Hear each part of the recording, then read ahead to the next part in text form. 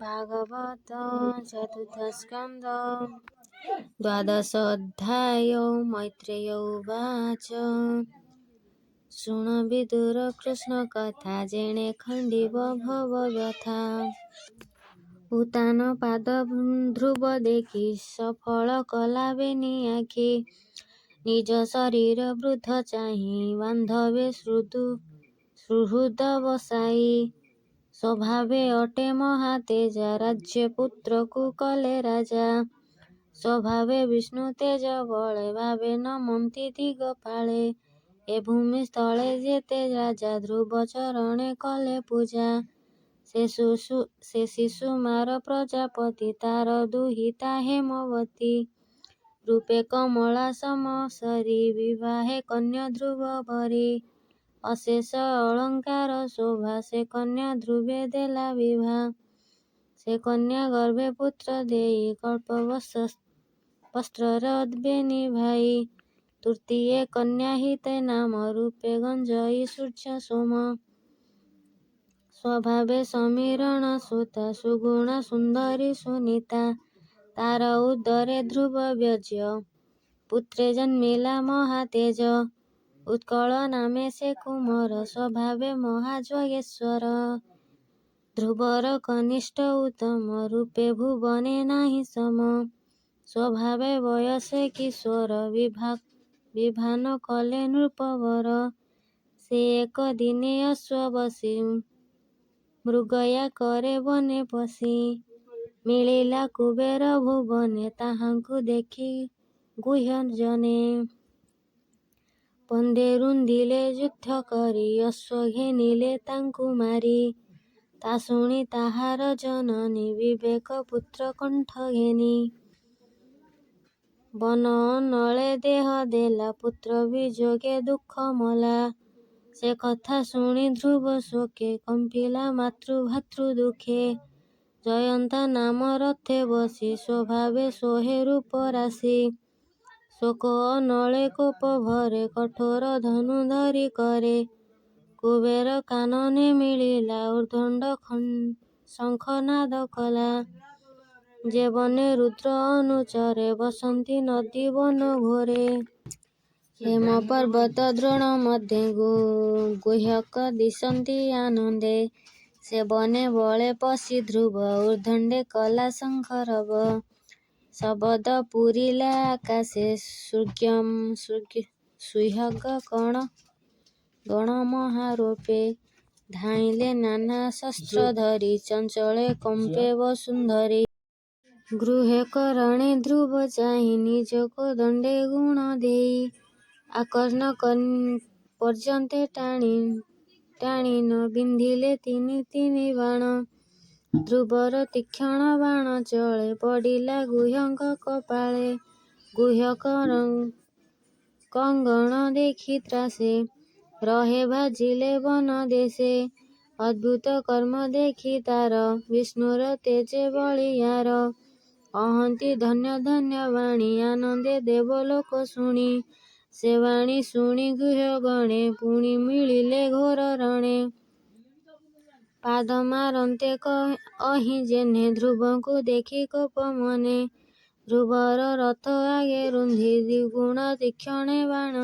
ବିନ୍ଧି ପରିଘ ଆୟୁଧେ ବସେ ତୋ ସୋମେଶ୍ୱର ଯୁଧେ ଶକ୍ତି ରୁଷ୍ଟି ଭୂଷଣ୍ଡ ବାଣ ବେଗେ ବିନ୍ଧିଲେ ଗୁରୁ ଟାଣ କୋପେ ବିନ୍ଧିଲେ ଅତି ରୁଷ୍ଟେ ରନ୍ଧି ସାରଥି ଅଶ୍ୱପୃଷ୍ଠେ ଆୟତ ତ୍ରୟୋଦଶ ମିଳି ଶବଦେ ବ୍ରହ୍ମାଣ୍ଡ ଉଛୁଳି ବେଢ଼ିଲେ ଅତି ଅଣାୟତ ଛନେନ ଦିଶେ ଧ୍ରୁବ ରଥ ଗଗନେ ମିଳି ଦେବଲୋକେ କହନ୍ତି ଏକ କୁଆରକେ ଶୁଭଇ ଆହା ବାଣୀ ଦେବେ କହନ୍ତି ତାହା ଶୁଣି ଦେଖିଏ ମନୁବଂଶ ସୁତ ପ୍ରସଣ୍ଡେ ଯେସନେ ଆଦିତ୍ୟ ଗୁହ୍ୟଙ୍କ ସମୁଦ୍ରେ ବୁଡ଼ିଲା ଧ୍ରୁବ ନିଶ୍ଚୟ ନାଶ କଲା ଗର୍ଜନ୍ତି ଧାତୁ ଧାନ ଗଣେ ଧ୍ରୁବ ଯେ ତା ଶୁଣି ପ୍ରବଣେ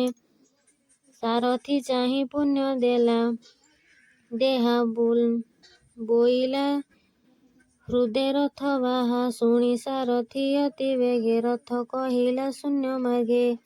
ଅନ୍ଧାର ନାଶି ସୂର୍ଯ୍ୟ ଯେହ୍ନେ ତେମନ୍ତେ ବିଷୟୀ ଗଗନେ। ଗଗନେ ରହି ମନୁସୂତ ବାଣ ବରଷେ ଅପ୍ରମିତେ। ଗୁହ୍ୟଙ୍କ ବାଣ ବୃଷ୍ଟି ନାଶେ ନୀହାର ଯେହ୍ନେ ଚଣ୍ଡ ତ୍ରାସେ।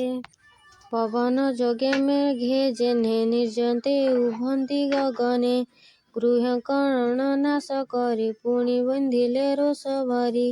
ଧ୍ରୁବ ନାରଚ ତୀକ୍ଷଣେ ମୁନେ ପଡ଼ିଲେ ଗୁହ୍ୟଙ୍କର ଶୂନ୍ୟେ। ଗୁହ୍ୟଙ୍କ ଦେହେ ବାଣ ପଡ଼ି ଶୁଭେ କି ମେଘ ଘଡ଼ଘଡ଼ି। ସର୍ବେ ପଡ଼ିଲେ ପୂର୍ବ ଭୂମିଗତେ ପର୍ବତ ଯେହ୍ନେ ବଜ୍ରଘାତେ। ଶିରେ ଭେଦିଲା ଭଲ୍ଲଭ ଶସ୍ତ୍ର ବାଣ ପିନ୍ଧନ୍ତି ନିଜ ଗାତ୍ର। ମୁଣ୍ଡେ ପଡ଼ିଲେ ଭୂମିସ୍ଥଳ ବିରାଜେ କିରୀଟ କୁଣ୍ଡଳ। ହୃଦେ ବିରାଜେ ହେମହାର ବିରାଜେ ମୃଷ୍ଟିକ କେୟୂର। ଶସ୍ତ୍ର ସମୂହେ ସଜ୍ଜ କରି ବେଗେ ଶୋଇଲେ ପ୍ରାଣହାରି।